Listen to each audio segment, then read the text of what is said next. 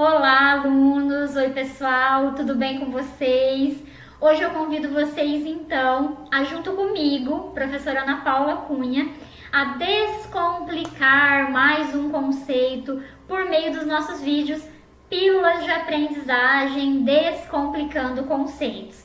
Vamos lá, vamos comigo aprender um pouco mais hoje sobre o liberalismo. Com certeza vocês já ouviram esse termo, então hoje nós vamos falar um pouquinho sobre ele, ok?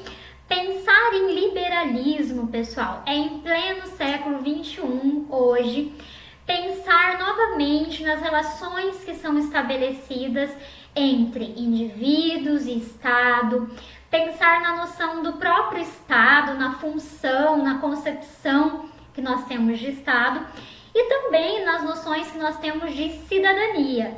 Opa, peraí, né? Nós já conversamos sobre cidadania, nós já conversamos sobre democracia. Percebam que interessante. Todos os nossos conceitos, eles têm uma ligação importante entre eles. Então, ter falado já, ter descomplicado o nosso conceito de cidadania, nos ajudará muito hoje a compreender o nosso conceito de liberalismo. Vamos lá então.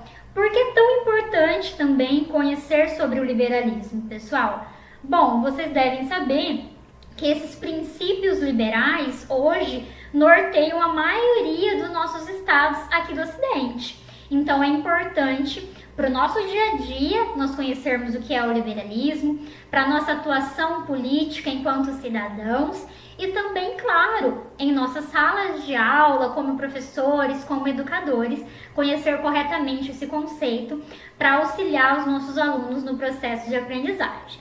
Então, pessoal, nós devemos pensar o liberalismo sob algumas vertentes, em diversos aspectos. Então, pensar o que é liberalismo, quando ele se constitui e quais são as formas que ele assume ao longo do tempo, ao longo da história.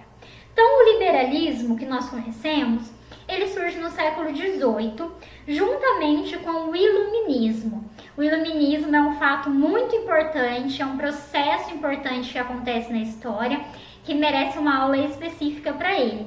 Mas vocês vão entender esse conceito iluminista conforme nós tratamos o liberalismo também. O iluminismo, ele vem iluminar a mente humana, tá bom? Então, o liberalismo surge no contexto do iluminismo e ele vai ter o seu auge lá no século XIX. Nós temos que, didaticamente, para melhor ser compreendido, dividir esse liberalismo em liberalismo político e liberalismo econômico, ok? O liberalismo, então, que surge lá no século XVIII, ele vai vigorar até o período que nós na história chamamos de período entre guerras, que nós tivemos ali a Primeira Guerra Mundial, a Segunda Guerra Mundial. Então, com a ascensão desses movimentos, nós tivemos também a ascensão dos regimes totalitários, nazifascistas. Então, esses regimes, eles proporcionam um declínio nessas ideias de liberalismo político e econômico. Esse ideal liberal ele vai ressurgir já no século XX com o neoliberalismo, que também merece um vídeo só para ele. Então, hoje vamos focar no liberalismo, ok?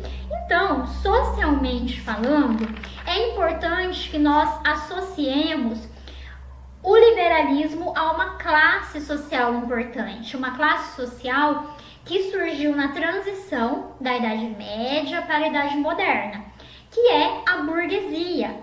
Essa burguesia fazia comércio para ganhar dinheiro, para sobreviver. Agora a importância na sociedade é ganhar o capital, não mais a posse de terra como funcionava na Idade Média. Então esse burguês, ele ganha dinheiro e ele começa então, para melhorar as suas relações comerciais, a querer também participar ativamente da política. Então, os ideais liberais estão associados também com essa classe social que é a burguesia. Economicamente falando, o liberalismo ele é uma teoria capitalista, nós sabemos disso. O que essa teoria capitalista defende? A livre iniciativa, que é a não interferência do Estado na economia. Isso é uma ideia básica. E também de forma básica, politicamente, esse liberalismo ele tem como objetivo a queda do que nós chamamos hoje de antigo regime, que são as monarquias absolutistas. Então, essa é uma ideia básica do que quer o liberalismo, tanto econômico quanto político, ok? Os liberais, pessoal, eles também eram anticlericais. O que significa isso? Clericais vem do clero, da igreja, então eles também queriam que o Estado não seguisse nenhuma tradição religiosa específica, não se influenciasse por essas tradições religiosas. O liberalismo, pessoal, ele vai assumir algumas faces variadas ao longo da sua história. O que isso quer dizer? Que assume algumas faces mais radicais, outras um pouco menos radicais. O que é importante para nós, para descomplicar esse conceito nesse momento? Nós pontuarmos algumas dessas faces na economia e também na política, destacando os seus principais autores. Claro que, novamente, de forma básica, então eu já oriento que para aprofundarem os estudos nesses autores, pesquisem, leiam sobre eles, que com certeza vocês vão gostar. Então, politicamente falando, um dos principais teóricos e fundadores, desse liberalismo político é o famoso Montesquieu. Por que o Montesquieu é famoso e importante para nós até hoje, muito importante? Porque, pessoal, além de ser um opositor do absolutismo, ele também foi o criador da teoria da tripartição de poderes, entre os poderes executivo, legislativo e judiciário. Ele afirmava, então, que esses três poderes deveriam existir de forma autônoma, porém harmônicos entre si. E dessa forma, nós não teríamos um governo autoritário. O Montesquieu ele também se baseava na monarquia parlamentarista da Inglaterra naquele momento, ok? Além do Montesquieu, nós não podemos deixar de mencionar Jean-Jacques Rousseau, muito famoso também, outro defensor do liberalismo político, que já afirmava algo muito importante para nós, que a soberania ela deveria partir de um contrato social.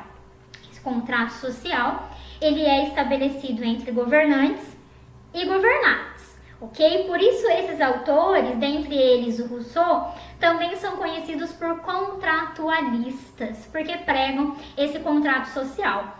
No entanto, esse contrato social, ele deve estar submetido à vontade geral, ele deve prevalecer, pregar pela soberania popular. Então, esse movimento inspirado pelo Rousseau, então, ele também vai inspirar, por exemplo, os processos de independência da América Latina, tanto da América Espanhola quanto da América Portuguesa.